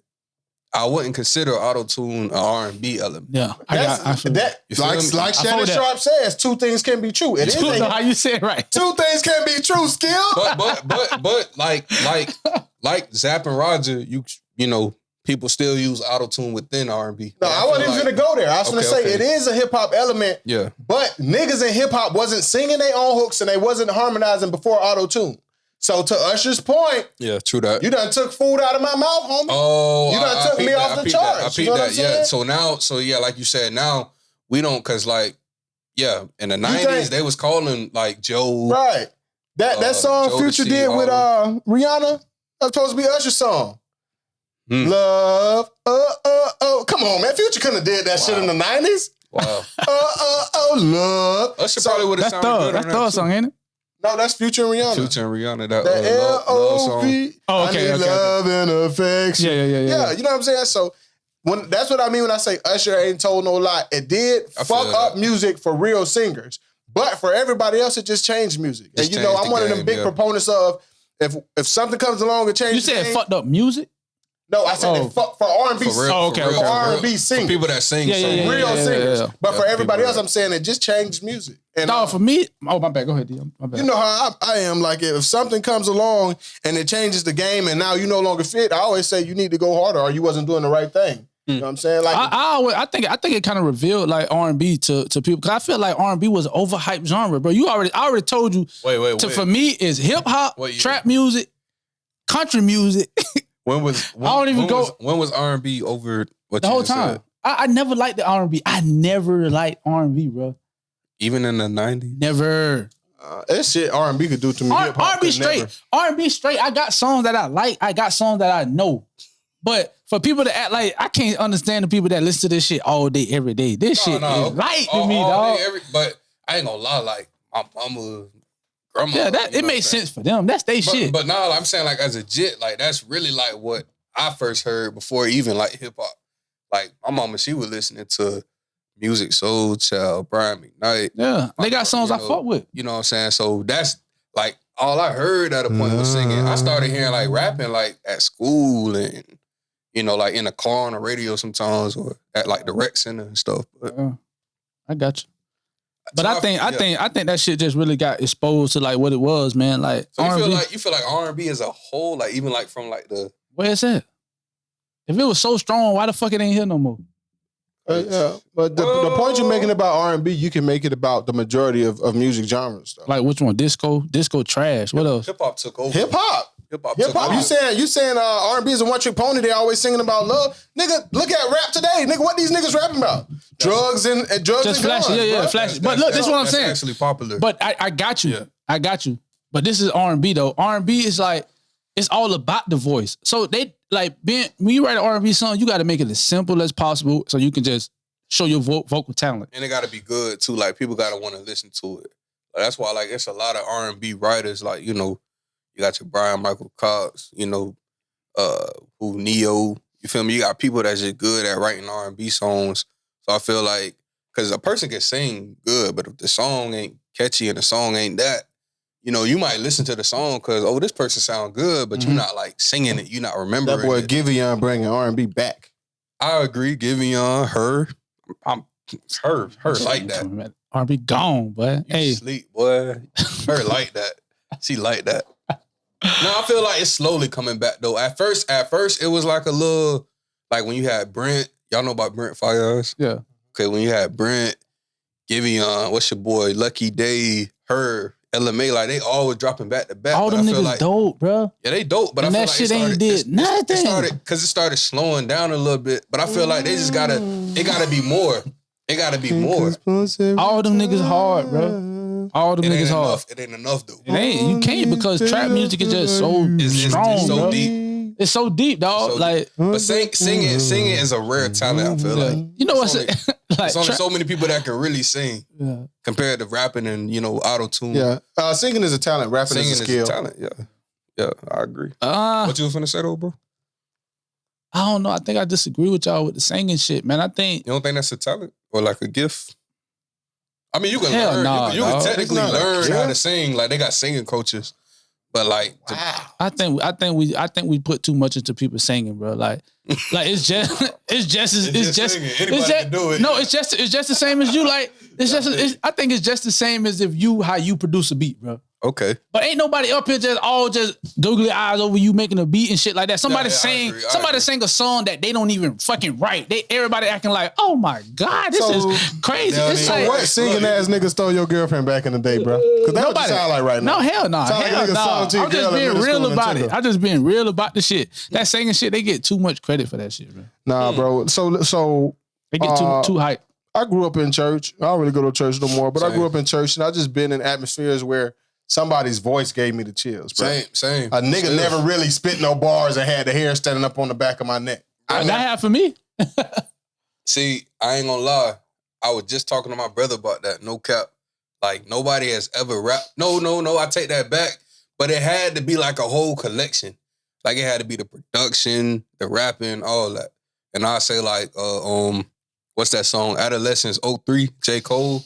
Like, when he went to like, talking about like his classmate and stuff, like when they got deep into like J. Cole got them bars. You know, that kind of gave me chills maybe. But like, you know, as far as like as a whole, like I say singing mostly like church really like somebody singing in church definitely will give me some chills if they but I feel like it's a collective still. It's with the music. It's still it's in church, man. It's still singing though. R&B songs. Was it in church with you too? R&B songs and gospel songs can do stuff to me mentally and emotionally that just rap songs never could. And I listen to rap all day, every day, bro. Yeah. Those are both things. Church like and church type of sport, like and love songs. Those are both things that make sense to me for spiritually and emotionally. Oh yeah, that's why you probably feel like that. It ain't the fucking voice.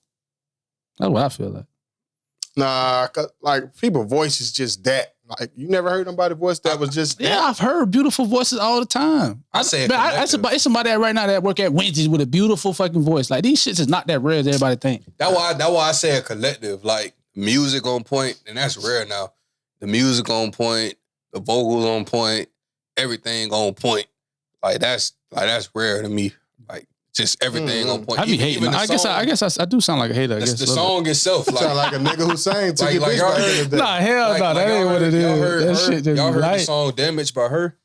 Nah, I feel like "Damaged" is a perfect R&B song. Kind of like I say I want to. That Heartbreak Anniversary, the hardest R&B song I done heard in about 10 years. Think so? That bitch so hard. Y'all don't like Brian McKnight? He legendary. I grew up on him. I feel like his song is like legendary. He's one of the perfect. great voices. Believe it or not, Jamie Foxx, he got one of the best voices. Though. It's just his musics are hits. So when you listen to his songs, you might not always hear his voice, but go back and watch some of the Jamie Foxx episodes, man. That nigga there could sing, though. Even in stand-ups when he playing the keyboard and stuff like that. Man, that shit he did when he saw the Brady Bunch. Yeah. Brady, man, what the fuck? Yeah, this nigga can sound like Luther. This nigga can sound like Prince. He suited up. I feel like with Jamie, it's more of a respect thing, like talent. Just he's talented, a talented brother. Though. Just talented. Like, not many niggas can rap that make me say that's a talent. Like I look at it like a skill. See, I ain't gonna lie though. See, I'm into I like Lil Wayne, like, you know, the metaphors. I think what he can do with words, especially off the top of his head, I think that's a talent. I think what DMX could do off the top of his head, I think that's a talent. Yeah. Jay-Z, I think that's a talent. Like off the top of your head to be able to do, like when you can do something that everybody just can't do, I feel like that's a talent. You know what I'm saying? I agree. Man, you just don't like R&B. Yeah, I'm good on that shit. That shit gone. I've been hated that shit. T-Pain back there. I know he dropped a new song. He sampled one of his old songs too. I forget which one. Like he sampled his own damn song, but it sound hard. Yeah. I ain't hear that one. What else we got, man, to get into, man? He sampled Shawty Snapping. That's what he sampled. Oh yeah? Yep. I gotta hear that. Last thing I heard before that was what he did with Tory Lanez when they did what they did. They did a remix to one of his songs. Yeah. Tory Lanez, they put him on Swag stealing, Swag jacking that. Oh man. When we on Tory, we done rolled into Tory, cuz. What's up? You want to get? I think it's kind of that shit kind of dead. Oh, I thought it was on the menu. Nah, we good. But on the menu. Shout out Tory. Tory hard to me. Glokknine, right? Glokknine. Yeah. D. Florida.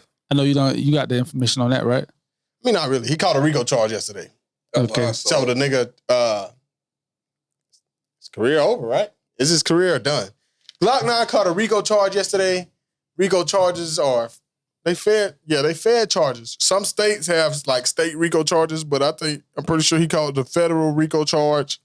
Another little nigga from Orlando that we used to post, he called himself Fucked Out Wavy. What the fuck? Fucked Out Wavy or Lil Wavy. He caught a fed charge today. So Orlando just going around putting an end to this shit, man. He just threw that in there. Like, Fucked Out Wavy. That's what he called himself, Fucked Out Wavy. How do you tell somebody that's your name? He been on Say Cheese and all. Look, Say Cheese posted him, and I guess he done changed it to Lil Wavy so he could get on Say Cheese. But then he was in the comments saying, "Yo, I changed my name back to Fucked Out Wavy. Follow me." Fuck that, I'm Fucked Out Wavy. But I ain't seen that. Yeah, man. Glock caught a RICO. It's a lot of shit going on with that shit right up in there in Orlando, man. And it's hot in Florida, period. Like that shit kind of sad though, because with Orlando, all them niggas was rocking before the fame, before the money. Yeah. Like Glokknine, Pootie, Hot Boy, like it's pictures of them niggas together. You know what I'm saying? And then it's like when the rap and the fame come, niggas gotta die. Like y'all rich now and niggas gotta die. You know what I'm saying? Like both sides like literally losing niggas. And they was all cool at one point. Like, I get shit happen in the streets, but, like, for it to happen after the money, well, damn, that's when it do happen, after the money come. Right. I guess. Yeah, I guess it do happen after the money come. But, like, yeah, after the money came, man, it's the money and the fame, and, bro, like, shit just ain't been back right. And I guess the feds, you know, because Orlando pretty small, dog. Orlando pretty small. Yeah. All they hoods pretty much, all they black hoods pretty much on the west side. West Orlando. You feel me? So when it's time to spin, it ain't nothing. Shit get hot. Yep. You know what I'm saying? When did Glokknine start falling off? Like when did he start like derailing from like what he was supposed to be doing? Like he got signed to Cash Money. I want to say that's around the time when I ain't gonna say he fell off, but things got a little bit like slower. I think he was just too in the streets, dog. That's really what it is. Yeah, when he signed the Cash Money after that, I didn't really like personally hear a lot from like musically, and then like he had like a phase where he was just dropping songs back to back. But I feel like his like anticipation from the fans had kind of died down. I think he just wasn't the man no more in Florida because his numbers was crazy overall. Yeah. Yeah, but I think in Florida, like the niggas in Orlando, like niggas he beefing with, they kind of got hotter right here in Florida. But like I just think he was bigger. Like if you even to this day, he probably still got more followers than every rapper from Orlando. All right, y'all remember this though? He first came out, Kodak was locked up. Then I think he gained a lot of traction because like he was like that alternative Kodak. People definitely we'll be lying if we sit up here and act like, you know, it wasn't no compare. It was a lot of comparisons. Yeah, right. But the thing is, even like with the comparisons, he was still hard. Like I remember he did a show like at Whiskey North out here. Crazy. Like he was doing shows around the whole Florida. Like even with people saying like, oh, he sound like Kodak. Because I think Jit was snapping. Yeah. Like regardless if you know, whoever feel like he sounded like Kodak or whatever. That's crazy. He was hard. Like that's crazy, though. Like he had so much potential, dog, at a young age, and just very lyrical too. Very just fucked it up. Like to be that young and saying the stuff he was saying, like I feel like he had like some lyrics. Do we need our rappers to live their lyrics? I need rappers to change their lyrics so they don't have to worry about it. You wanna know how I feel though? It's like when it comes to these rappers, we really just listen to their music. We don't know them, so it's like as a fan of music, you can really only be a fan of music until you really get to know a person. Because I can think a person rap all day, but if I meet you and you disrespecting me, you out here doing clown stuff, and it's like now I'm seeing how you really is in real life, I might not listen to your music no more. Because now it's like, okay, I know you now.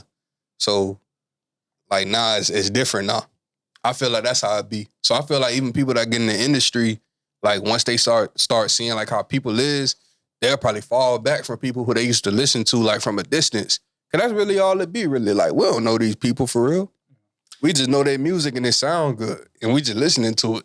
I don't really think Orlando niggas like they don't really have the Jacksonville scene where we gotta rap about what we actively doing in the streets in terms of shooting at each other, knocking each other off. They make street music, but Hot Boy, Glokknine might have a slick line or two, but they don't build songs around like Jacksonville. Like you gotta be like nigga got on that Who I Smoke song and talked about shooting a nigga in Houston and then the nigga going live and then everybody attached the video of Houston of Fulio in Houston saying these pussy ass niggas shot me, dog. I'm out here in Houston. These niggas done shot me. So it's kind of like it's not that deep to where Glokknine or anybody from Orlando feeling the pressure to match their music. It's just, you know, it's just a weird situation, dog. Like these niggas grew up together, stay very close to each other, and I don't even know what the initial fallout was, but I remember, dog, when that 10% came out, I was like, is this nigga dissing Pootie? And I think a lot of people never caught that. I think some people still ain't caught it. Nah, I ain't catch that either. When the song first come on, the nigga said, Lil Pootie bitch ass. It's not in the lyrics. They say, when the song come on, the nigga say, Lil Pootie bitch ass. I'm like, did he say that? What? on 10% and everything. That's what Bean said. I'm late. That's what he say on the very beginning of the song. I'm late. You feel me? I ain't catch that, boy. Yeah, what was confirmation for me was when Pootie dropped this song, he started off the same way. He was like, Lil Pootie bitch ass, huh? All right. Listen now. Yeah, I gotta hear this. Hey, oh shit. Oh, hey, Lil Pootie little bitch ass. I never caught that. You feel me? That's where all the shit, I don't know what they was beefing about, but that seemed like the beginning of it. You know how many times I done listened to you say? I never heard that shit. But like out loud too, like and I never heard that until just now. And he snuck that bitch. Lil Pootie bitch ass. Wait a minute. Hey, you stupid for that one, bro. Yeah, bro. See, a lot of people, but of course, Pootie them caught it, and it just wasn't never right since then. I don't know what happened, what preceded that made him do all that, because, you know, Pootie was in his second video. You blow. Yeah, Pootie was in his second video, so they was cool. Like, and I think that's his fourth video. See, I was on Glock. I could tell. That was his fourth video. You feel me? But Pootie was in Armed and Dangerous. I forget how I go, but that was his second song. Rock and Roll. He was on that Rock and Roll with him and Roll. You feel me? Yeah. Like on Armed and Dangerous, though, he wasn't even on the song. The nigga was just in the video getting robbed. Like he played the nigga that they robbed. Yeah. I ain't catch that, like on some real stuff. But see, I never thought like. But see, I always be looking at stuff from a point of view like I don't be believing the media. Like you know how the media trying to say that Jack Boy and Kodak ain't cool. I just feel like they probably just ain't doing stuff for the media. Like, no, they ain't cool. No, they definitely ain't cool. Oh. We done did like 4 videos on this shit. Yeah, we got to the bottom of it, dog. Yeah, the YouTube done fucked us. The YouTube done fucked us up on that shit too. Yeah, we done got to that. Everybody feeling like you. Y'all don't know what the fuck y'all talking about. The nigga just said Jack Boy name on the song, nigga. But see, I be thinking like my little brother, he be getting mad at me about that because he be like, man, you don't believe nothing, bro. Because I just be thinking like, I don't know these people for real. Like I just, you know, even if I produce for somebody, that don't mean I know them personally or whatever. Or like these rappers. So sometimes I be thinking like the beef stuff just be like rumors or not real or I don't be knowing. What showed me that it was real was Jack Boy been arrested since Kodak been out. Like right after Kodak got out, he got arrested for some bullshit, you know, some in and out shit, but Kodak said nothing. Kodak didn't care. He didn't mention no free Jack Boy, nothing. You know what I'm saying? And like, and I personally, I hope everything, like, even if it ain't good, I hope it get right. So what it is Jack Boy signed a deal while Kodak was locked up. So Jack Boy not technically Sniper Gang, but Kodak don't get no money off of Jack Boy. Huh. So that's where they stand at. And I feel like Kodak in a tough situation where he can't really come out and say fuck Jack Boy because he gonna look like he hating on the nigga getting his bag. But he feels some type of way, bro. Like we was building this together. I definitely kicked the dough down for you.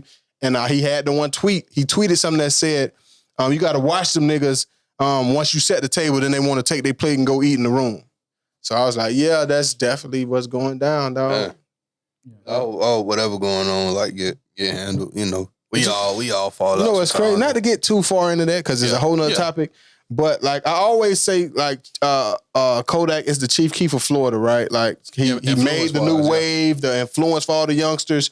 And so if he's the chief keef, is it possible Jack Boy gonna be the dirt? Because Jack Boy, he dropping harder music right now. Boy. Jack Boy dropping harder music than Kodak right now. That's a good comparison. That Energy song, man. You want to know what's crazy though? Like about that statement, I feel like Chief Keef is an influence of the whole world. But I say like Chief Keef and the whole Chicago, because that go back to what I said earlier about like, you know, somebody might say, oh, Chief Keef ain't really like necessarily start drill Chicago music. He just probably was one of the first ones to have a big song. Well, no, he didn't start drill music, but he definitely started that little pause flow shit. That everybody that made it. Oh, that kind of was like another crutch for niggas who couldn't flow. Now we get in the rap because we could say a sentence and pause. So who started drill music? Because that's it's a nigga. I forget his name, but it's a nigga, and then second comes the dude King Louis. And they music, they don't rap like that. Yeah, so, Louis a legend in Chicago. Yeah, definitely. Okay. But they don't have the pause. They don't have to fake shit out there. But they wasn't like popping like worldwide. No. No. And I think Chief Keef and Young Chop brought elements to it that they didn't necessarily bring to it. I agree. Even like with the whole like me personally, I'm gonna be real with you. Like y'all know like the old Chief Keef album covers, mixtape covers. Like, you know, he out on True Religion. Me personally, I'm gonna say this. I ain't see nobody in school rocking True Religion until Chief Keef. True is. And then like even with like the whole like guns and stuff, I ain't hear nobody like really like, it was rare. It was very rare. Like most people was talking about bumping. You know, we from Tampa. Yeah. Chief Keef was a terrible influence on us all, bro. That's what I'm saying. That's why I feel like Chief Keef was an influence, but I say Chief Keef and Chicago because we was all like, I ain't gonna say we, but I know like the people I knew, like they was on Chief Keef, like Dirk, JoJo, all the like Chicago people, like period, like. Yeah, true enough. I'm not saying that. At one point, I feel like all we was listening to was Chicago music out here, like as far as like the people that I went to school with and stuff, and even outside of school, like. Yeah, but I wasn't saying that to compare Chief and Dirk. I'm just talking about the trajectory of their music careers, and as far as songs like how Dirk is now bigger than Chief Keef. I just went off to a whole nother topic. I ain't gonna cut. I get what you're saying, though. That shit on point. I fuck with that. I fuck with you know, it's kind of like a, I'm gonna say like a little brother situation. Yeah, maybe, you know. I want to get into this brief little topic real quick before we get up out of here. Yes, sir. D had done sent this to me. Let me see what it is, D. About the little the pride situation. Oh man! All right, Seattle Pride. Laugh like that. Seattle has a Pride event to charge white people $50 for reparation fee to attend. So there's an event going on in Seattle for the Gay Pride event, and they charging white people $50 to attend the event, but it's free for everybody else. A $50. Make it clear. A $50 reparations fee. White people have to pay a $50 reparations fee to attend the Gay Pride event. Okay. A Pride event in Seattle is planning to charge white people up to $50 for reparation fee to attend. The event, which is going down this Saturday in Seattle, Jimi Hendrix Park, is being hosted for Black and brown members of the LGBT community. So, wait, read that ending again for the event. Is being hosted for Black and brown members of the LGBT community. So it's for them. Yeah. Oh. All right. And then people are accusing the event organizers for reverse racism stemming from charging white people an admission fee. All right. I already told the story to you, Cut. I'm going to explain it leading to how I feel about the situation. So when I saw this, it tickled me. I don't know why. I just busted out laughing. I sent it to Cut with the laughing faces. My 10-year-old son was in the living room with me. And he just kept saying, what's so funny? I was kind of hesitant because I didn't want to explain all that to him, but he kept asking, so I read it to him. And then, of course, he asked, what's reparations? So I Googled the factual definition of reparations. I read it to him, and then I explained what happened. I asked him, do you know what the Holocaust is? He says, yes. So I explained that the Jews were paid reparations for what happened with the Holocaust. Then he asked me why Black people don't have reparations. And after I shrugged my shoulders like 2 times, I realized, damn it, I want my reparations. So I don't have a problem with it because you can't explain to me why you paid Jewish people reparations for the Holocaust, which was horrible, but it lasted 4 years. Horrible. Slavery lasted 400 plus, all right? We were breeded, we were raped, we were forced to have sex with our own family members because we was big and they wanted to make a big buck. We were sold, we were took away from our parents, we were denied the right to read and write. They took our religion. They took our language and then tell us we don't speak it properly. And when somebody Black does speak it properly, they say they speaking white. You know what I'm saying? So we deserve something. I've never been a reparations fist pounder or fist pumper, but I want my reparations now, bro. Hey, From this, I ain't gonna cap. This made you realize it. You just took it though. Well, this made you realize. My 10-year-old son made me realize okay. it because I couldn't explain to him, I got you. Why black people didn't get nothing. That's perfect. That's perfect. Chriso, go ahead, Chriso. How do I feel about that situation? Yes, sir. I ain't gonna cap. Me personally, like I do believe in unity. Like, you know, I ain't got no problem with no. As long as like anybody ain't got no problem with me personally, or like if they ain't being like racist and I don't see it, I ain't got no problem with them because it's good people everywhere. Like it could be a bad black person, a bad white person, a bad whoever, and it could be a good whoever. Like at the end of the day, even if we talking back then, you know, they say that some of the slaves were slaves because the, you know, leaders of the tribes sold them.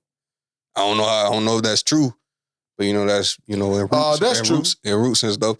That's true. That's true. But I would just like to point out before you go on that. Yes, sir. That slavery existed before the transatlantic slave trade. Before they brought us to America, slavery existed. But what did not exist was raping your slaves, was separating them and breeding them. A slave in Africa meant you work for this king, you're going to wake your ass up every day and build this pyramid. Right. When the sun go down, you take your ass back home to your family. Right. It didn't mean you can just get raped out in the open in front of everybody. They was going to breed you and then sell your kids. It didn't necessarily mean that. So they didn't have no real idea of what they were selling people into. Oh, okay. I hope not. Because, I mean... Yeah, for sure. You know, it wasn't like no social media or news back then. Yeah. Boy, they over there whipping niggas in America and hanging niggas and cutting their heads off and all type of shit. You know what I'm saying? So, and then you got to realize... They probably thought they was on the same thing. Oh, they on the same thing we on. Right. And then there's so many different nations in Africa. You know what I'm saying? It's black people selling black people, but it might be, you know, this tribe that been historically beefing with this tribe. We done caught some of them. We selling them. You know what I'm saying? Okay, yeah. That's why when people talk about the whole, like, not to skirt off to the topic, when people talk about, like, you know, oh, why y'all ain't talking about the black on black crimes, and I don't got no problem with that because of course that need to be addressed, but it's like I feel like it's always been war within each other. Like if somebody step on your foot and don't say sorry, you might punch them in the face. I feel like that's just reality, you know, especially for somebody who probably ain't mature or somebody who probably don't believe in, like, you know, hey, man, you stepped on my foot. You gonna say sorry or what? Oh, no? All right, then. It's up. So, you know, I feel like that's why. But to go back to that, how I feel about that, if they the ones who threw the event, they got the right to, you know, do it however they want to. You saying that if white people do it? Say it again. Are you saying that same thing if white people do that? I mean, they do it. You do realize that. I mean, I know, but I want to know, is you saying the same thing? I mean, technically, yeah. If anybody want to throw it, we don't have to like it. That's the flip side too. Like, we don't gotta like it, but yeah, if a white person throw an event and they like, okay, we're gonna charge the black people such and such to get in, but white people get in free or whatever. Of course, we're gonna look at that what I'm saying. Like that because of what our people have been through too. That's literally life in America. Like that's. Give me an example. Okay. When have white people charged us? I ain't gonna keep it the money. I'm gonna keep it to something more important than money. I'm gonna keep it the time. You got caught raping this girl behind a dumpster. Oh. I'm gonna give you probation and send you home. You got caught selling weed. I'm gonna give you 2 years. Well, we gonna kill you. While you was in jail, you got caught smoking weed. I'm gonna turn that 2 years to 4. That's what happened to Boosie. Everybody don't realize that Boosie did 8 years in prison for weed. So you going into like the system, but, right? I'm just saying, like, there's unfair treatment and selection I agree with that. Throughout the history of this country. So when black people could stand up and flex a little bit of muscle, it's not like you don't have to give me a what if scenario because you know what I'm saying? Everybody different. Like you know, I personally probably wouldn't do that. If I throw an event, you know, I wouldn't say. But what does that? Okay, that one event though. What does that event do by charging white people? Is it really for reparations or is it some? I feel like it's just strictly more symbolic. Oh, it symbolizes like, okay, we gon'. I don't know. Well, one thing about gay people is they gonna take their stand. I believe that, yeah. And I just feel like it's a way for them to say, well, you know what? Black people deserve reparations. And first of all, and shout out to gay people, because a lot of people try to compare the gay movement to what black people go through, and it always create this big ruckus like, your sexuality ain't you can't help how you was born. You was born black. It ain't you know what I'm saying? And we kind of get put at each other. And I just, like, not many other groups are standing up saying, well, you know what? This country won't pay reparations, so we gonna charge reparation fees. Like, I've never really seen that. So shout out to gay people. The next thing I want gay people to stand up for real, the movement, the LGBTQ movement, because y'all do not play, but the next thing y'all need to do is stand up for black men. All right? I agree with that. That's y'all next move, because I agree with that. The world, I don't want to get too long, the world is painting black men as the biggest haters of gay people, but it's the world who want to turn and tell us we're gay every time we're interested in something that ain't rapper sports. And y'all don't say nothing about that, particularly black women. All right, black women love their gay people, but black women the first one to call a nigga gay when they want to hurt him or tear his pride down or take away his, that's the first thing. So we spend our whole life saying, wait, no, I ain't gay, I just like to draw, bitch, what the fuck? But see, I think as far as like the black women like taking up for men, I've been seeing that a lot more, like with things going on. Like I see, like every now and then I'll like be scrolling down the story on Instagram, and a girl will make a post like I seen this like yesterday. It was like we need to value our men more because they go through stuff like police judgment and different things. So I've been seeing that a lot more lately. I feel like from younger girls, I say. Like, so I feel like it's getting a little bit better with like the black female community taking up for black men, especially with things happening. But of course, I feel like it should always be unity, like period. Like it shouldn't take something to happen, and now people want to speak up. But like, you know, like even just like with the violence period, like something to happen, and then people will start talking about it. Once it die down, nobody talking about it. So that's why, like, even me personally, I make sure if I'm gonna get into like the whole civil rights activist thing, I'm not just finna do it when something happen. I peep it's a lot of black activist people like that. Even with the gay pride thing, a lot of times people just speak on it when something happen. But as long as everything going good, nobody really talking about it. And the crazy thing is, that's when people talking the most. You just don't hear it on the headlines, or you just don't hear nothing like big going on. As soon as something big happen, everybody want to march, you know. So when that stuff should be happening anyways, if you really bought that life, right? When it, you know, you feel me? So right. I don't know, man. I just that whole situation, topic, that whole little situation, kind of like I guess I see what they're trying to do, but I just don't. It just don't feel right to me. Yeah, I feel you. It just can't bother me because we just go through so much. We just go through so much that I can't really feel a way about it. I wouldn't say it bothered me. I just say like we are different. You know, I probably wouldn't have did that. Like if I was in charge of it. We had a situation like this. I can't. Oh, when the white guy made a video mad that I think it was Coca-Cola told employees to act less white.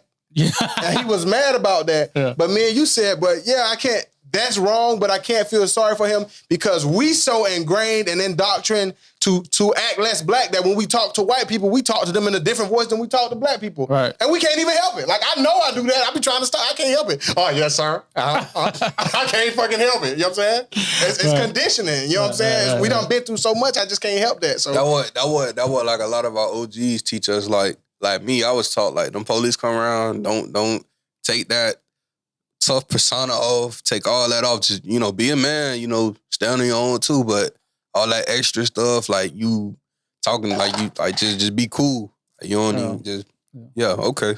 Yes, sir. Cool. Yeah. Y'all think we did enough for this episode? Yes, sir. We talked cool with me. It was cool. That was cool. Y'all Chriso, man, you want to leave with the Instagram and shit like that? Oh yeah. Y'all can follow me on IG, Youngin Chriso 813, Youngin without the G. Just IN at the end. And Chriso 813. Y'all follow me, tap in with me. Rappers, you need beats, hit me up. Producers, you trying to work, hit me up. I just dropped a new melody kit with my boy Taylor, and I dropped another one before that. So you know, we do that too. Like, I know a lot of producers can't really like play music and stuff. So, you know, I make melody kits too. I got 3 out right now. So, and I do exclusive melodies too. So, producers, if y'all watching, hit me up. Rappers, if y'all watching, hit me up for beats. Yes, sir. Call me some melodies and throw some drums on it and call myself a producer. Yes, sir. Unlikely Hood Show, man. Episode 11, man. I think it was a good one, man. I think we're gonna leave it here. Hit us up on Instagram. We just built a new Instagram page. It's called unlikely_hood. And you can find all our clips and just keep up with what's going on with the show on there. Make sure you follow. Yeah. And shout out Bridging the Rap for having me too. Yeah. We got another show too called Bridging the Rap Podcast. It's lit over there. Oh yeah, definitely lit over there, man. And what this one is, I know about this that. Unlikely Hood Show. Shout out the Unlikely Hood Show for sure. Yes, sir. Yeah.